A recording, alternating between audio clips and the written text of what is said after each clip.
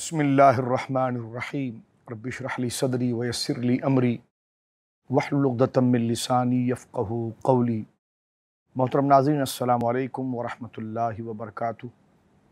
Programme یا ربنا کے عنوان سے ہم آپ کی خدمت میں حاضر ہیں، اور یہ مبارک رمضان شریف کا مہینہ جو دعاؤں کی قبولیت کا مہینہ ہے، اور اس میں دعاؤں کی قبولیت کے آثار اور احوال دیگر اور مہینوں کے مقابلے میں بہت زیادہ بڑھ جاتے ہیں۔ عبادت کا ذوق بڑھ جاتا ہے، نمازوں کی طرف رغبت جو ہمیشہ ہونی چاہیے، لیکن رمضان شریف کا مہینہ اس رغبت کو دوبالا کرتا ہے۔ تلاوت قرآن کا شوق، کیونکہ یہ قرآن ہی کا مہینہ ہے، ہر گھر میں ہر بزرگ، ہر بچہ، ہر نوجوان تلاوت قرآن، رات کو تراویح میں تلاوت قرآن یہ معمول ہو جاتا ہے، اور اس کے ذریعے پھر پوری زندگی کے لیے رب کریم سے یہ عہد کر لیا جاتا ہے کہ ان تمام احکامات کی پابندی کی جائے۔ ہمارے پروگرام یا ربنا کا فارمیٹ بھی یہی ہے کہ یہ مہینہ جو التجاؤں کا، اللہ سے اپنی تمناؤں کا اور اپنی حاجات کا طلب کرنا ہے اس قاضی الحاجات کی بارگاہ سے، تو پھر اس کے آداب کیا ہوں گے، دعا مانگنے کا سلیقہ کیا ہوگا، الفاظ کیا ہوں گے، پہرائے کیا ہوں گے، طریقہ کیا ہوگا، جذبات کیا ہوگا، انداز کیا ہوگا، یہ تمام چیزیں جو ایک عابد کے لیے اپنے معبود برحق کی بارگاہ میں اس کی بارگاہ کا احترام اور اس کی بارگاہ کے مقام اور عزت کو ملحوظ رکھتے ہوئے کیا کیا چیزیں لازم ہیں، ہمارا یہ پروگرام یا ربنا اسی بات پر محمول ہے۔ قرآن کریم کی کئی آیات کو ہم آپ کے سامنے ذکر کرنے کا شرف حاصل کرتے ہیں، اور بالخصوص وہ دعائیں جو اللہ رب العالمین نے خود تلقین فرمائی ہیں اپنے بندوں کو، مانگنے کا جو طریقہ بتایا ہے، الفاظ بتائے ہیں، وہ ہم ذکر کرنے کا شرف حاصل کرتے ہیں، یا پھر انبیاء کرام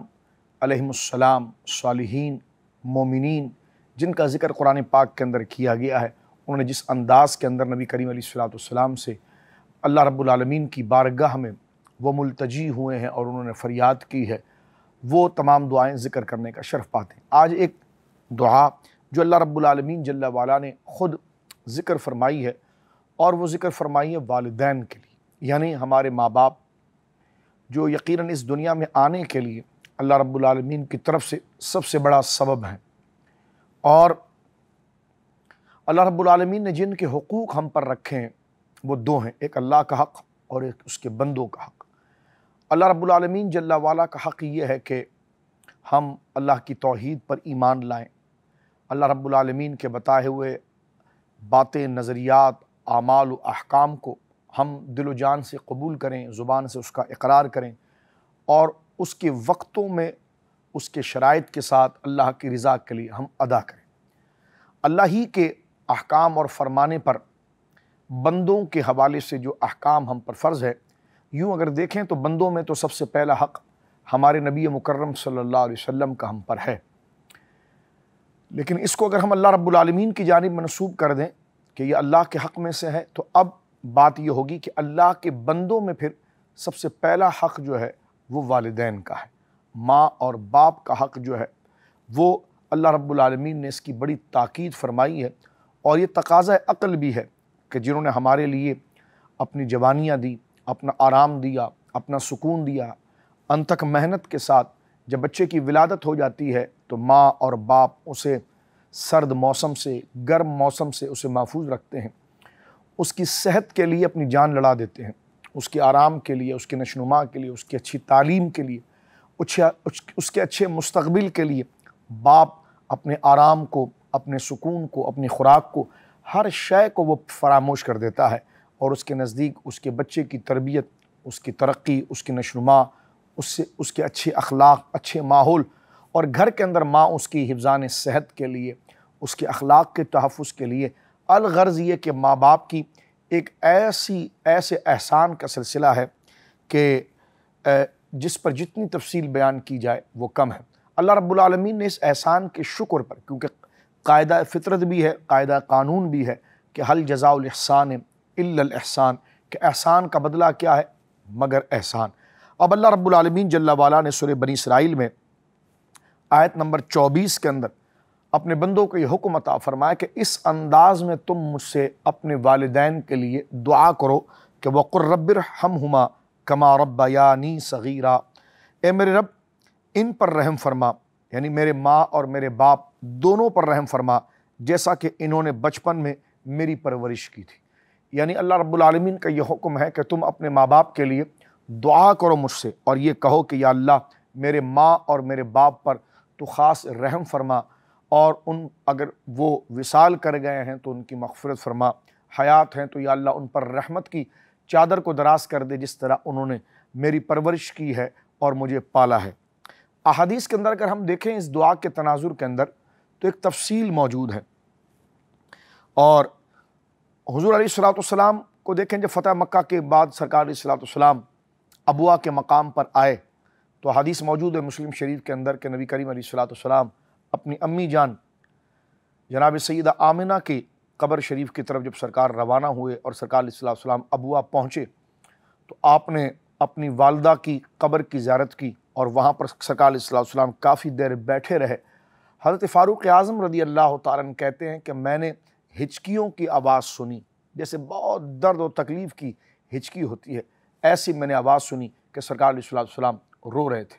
کہتے ہیں کہ جناب جب میں نے توجہ کی اس طرف دیکھا تو سرکار علیہ السلام وہاں سے اٹھے تو سرکار علیہ السلام کے چہرے کے اوپر آنسو اتنے زیادہ تھے جس نے آپ کی داڑھی مبارک کو گھیر لیا تھا۔ تو ماں باپ کے ساتھ حسن اخلاق کرنا، حدیث پاک کے اندر نبی کریم علیہ السلام کے جو فرامین ہیں اس میں سے چند فرامین اور چند ضروری باتیں یہاں پر دیگر قرآن کی اور آیات سے ہم جو مختصر سا وقت ہم ذکر کرنے کی کوشش کریں گے۔ حضرت ابو ہریرہ رضی اللہ تعالیٰ عنہ سے روایت صحیح بخاری شریف میں ہے کہ ایک شخص نے رسول کریم صلی اللہ علیہ وسلم کے پاس آیا اور کہنے لگا یا رسول اللہ، لوگوں میں میرے نیک سلوک کا سب سے زیادہ کون مستحق ہے؟ اس بات کو نوجوانوں نے سمجھنا ہے، نئی نسل نے سمجھنا ہے کہ نبی کریم علیہ السلام سے پوچھا گیا کہ یا رسول اللہ میری محبت، میری شفقت، میری مہربانی، میرے پیار، میرے لحاظ اور میری دوستی سمجھ لیجیے، جن سے میں دل کے ساتھ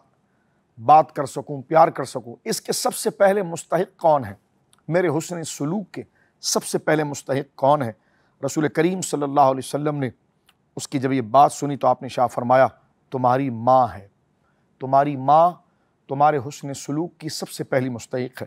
اور پھر پوچھا پھر کون ہے؟ حضور علیہ السلام نے فرمایا تیری ماں۔ فرمایا یا رسول اللہ، تیسری دفعہ پوچھا کہ یا رسول اللہ صلی اللہ علیہ وسلم میرے حسن سلوک کا سب سے پہلے مستحق کون ہے؟ تیسری دفعہ نبی کریم علیہ السلام سے پوچھا گیا تو حضور نے شاہ فرمایا تیری ماں، یعنی تیری ماں جو ہے، تیری والدہ جو ہے، وہ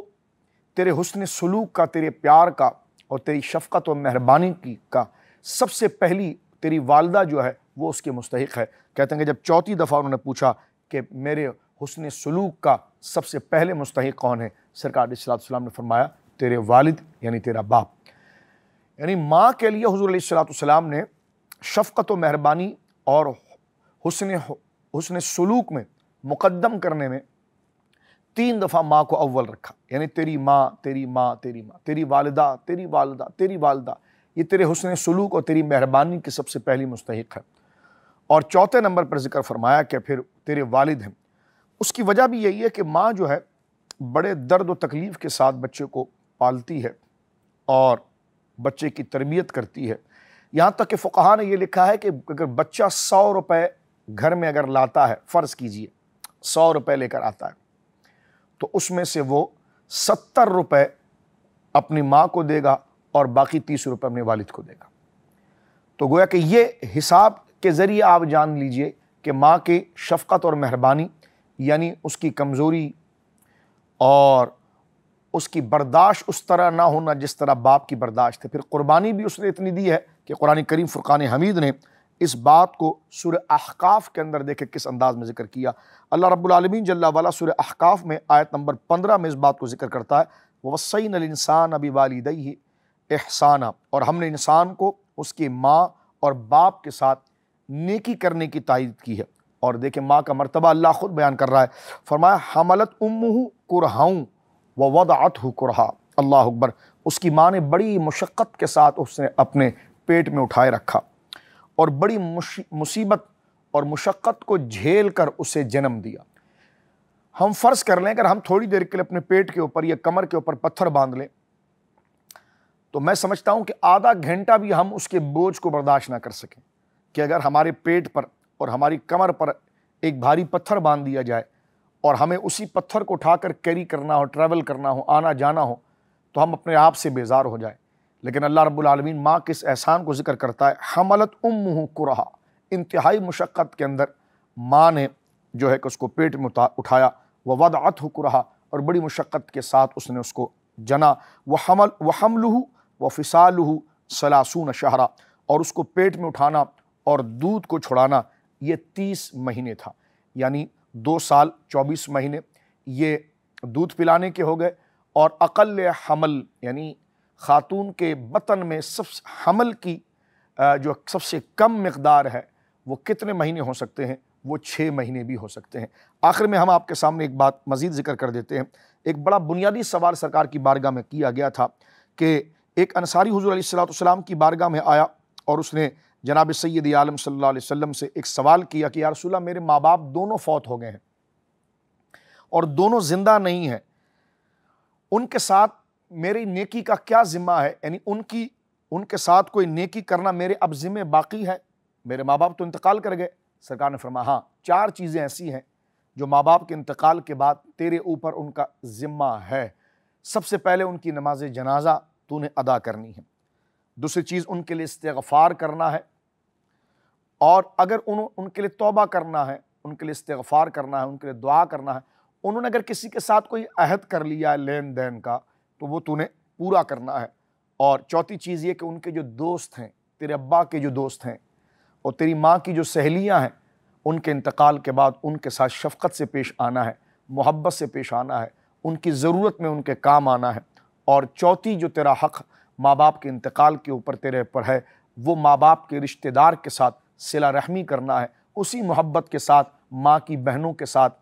ماں کے بھائیوں کے ساتھ، باپ کی بہنوں کے ساتھ، باپ کے بھائیوں کے ساتھ تجھے شفقت اور مہربانی سے پیش آنا ہے۔ یہاں تک کہ اسلام نے حق رکھا ہے کہ تیرے باپ کے جو دوست تھے اور تیری والدہ کی جو سہیلیاں تھیں، اگر وہ انتقال کے بعد دونوں میں سے ایک یا دونوں کے انتقال کے بعد ان کے جو دوست موجود ہیں ان کے ساتھ تو مہربانی اور شفقت اسی طرح کرنا جیسے تو اپنے باپ اور ماں کے ساتھ کرتا ہے۔ اور اللہ رب العالمین جل والا نے یہ دعا تفویض فرمائی، اور تو ہمیشہ اپنے باپ اور ماں کے لیے دعا کرنا، رب ارحمہما کما ربیانی صغیرا، یا اللہ میرے ماں باپ پر ایسے رحم فرما اس لیے کہ ان دونوں نے بچپن میں میری پرورش کی۔ جن کے والدین حیات ہیں اللہ ان کا سایہ ان کے سروں پر سلامت رکھے، اور جن کے والدین اس دنیا سے رخصت ہو گئے، دونوں میں سے ایک یا دو، اللہ رب العالمین اس ذکر اس حدیث شریف کے صدقے ان کی مغفرت فرمائے۔ اللہ ہمارے ماں باپ کی مغفرت فرمائے، اور اللہ ان کی نیکیوں کا حصہ ہمیں عطا فرمائے۔ وآخر دعوانا ان الحمد للہ رب العالمین۔